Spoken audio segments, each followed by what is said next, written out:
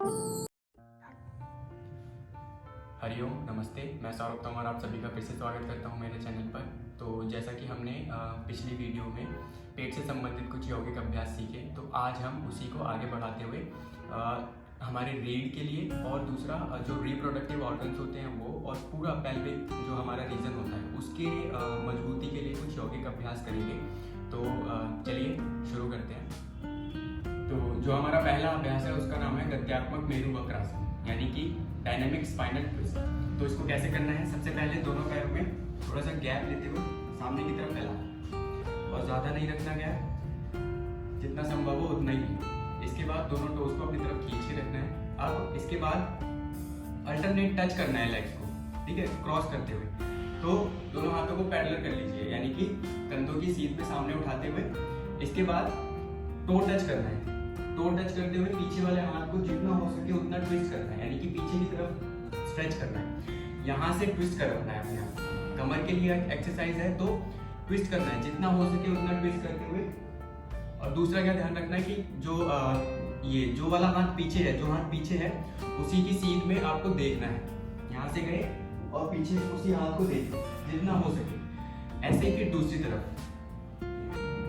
अब इसको एक मूवमेंट के साथ करना है। 1 2 3 4 5 6। ऐसे ही 10 बार करना है। और कुछ चीजें ध्यान क्या रखनी है कि जब प्रैक्टिस कर रहे हैं तो घुटने ऊपर ना उठे, और दूसरा जब हम हाथ पीछे की तरफ ले जा रहे हैं तो एल्बो बैंड ना हो, और एल्बो को मोड़ना नहीं है, सीधा रखना है। और उसी हाथ की सीध में देखना है। जो हाथ पीछे जा रहा है उसी हाथ की सीध में देखना है।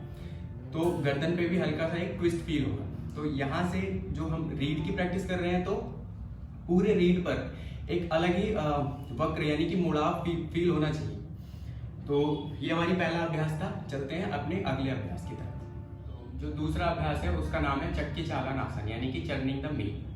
तो इसमें भी दोनों पैरों में सेम डिस्टेंस, जितना जो पहले वाली एक्सरसाइज में रखा था वही डिस्टेंस इसमें भी रखना है दोनों पैरों में। और दोनों हाथों को सामने उठाते हुए आपस में मिला लेना है को।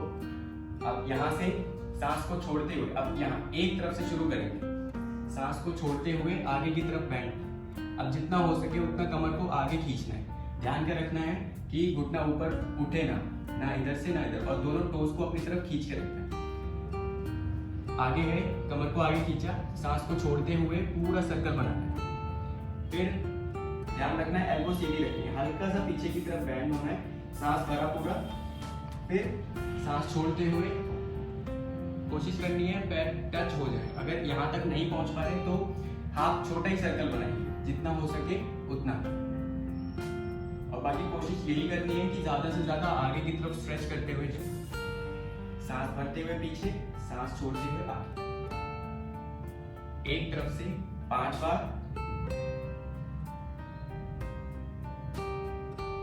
और इसी तरह दूसरी तरफ। 1 2 3 4 5।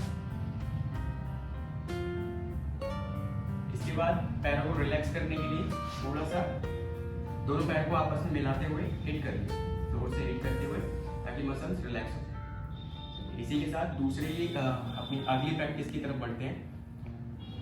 जो अगला अभ्यास है उसका नाम है नौका संचालन, यानी कि रोइंग द बोट। तो इसको कैसे करना है? दोनों पैरों को सामने फैला देना है, ठीक है, और टोस को अपनी तरफ खींच के रखना है, दोनों हाथ ऊपर। और यहाँ से जैसे जो चाकू होता है बोट का, उसकी तरह ये मूवमेंट रहेगी। तो यहाँ से हाथ ऊपर किया, जितना हो सके उतना सांस छोड़ते हुए आगे की तरफ जाना है। फिर उसके बाद पीछे, सांस छोड़ते हुए आगे, सांस भरते हुए पीछे। 3 4 5। इसका रिवर्स करना है तो अब नीचे से ऊपर जाए। 1 2 3 4 5। इसमें कुछ चीजों का ध्यान रखना है कि जब आप बैंड कर रहे हो आगे की तरफ तो नीज ऊपर ना उठे, और दूसरा क्या है कि जब आप कमर को आगे की तरफ खींच रहे हैं तो हंज नहीं आए, यानी कि जब आप आगे की तरफ जा रहे हो तो कुछ इस तरह बैंड ना हो, ठीक है। एक हंज नहीं बनाना, कमर को जितना ज्यादा हो सके आगे की तरफ खींचना। ये 2 चीजें हैं इसमें जो ध्यान रखने वाली है। तो इसी के साथ आज की जो हमारी एक्सरसाइज थी रीड से रिलेटेड 3 प्रैक्टिस हमने सीखी। आगे की जो प्रैक्टिस है वो हम अगले पार्ट में सीखेंगे। तो थैंक यू सो मच।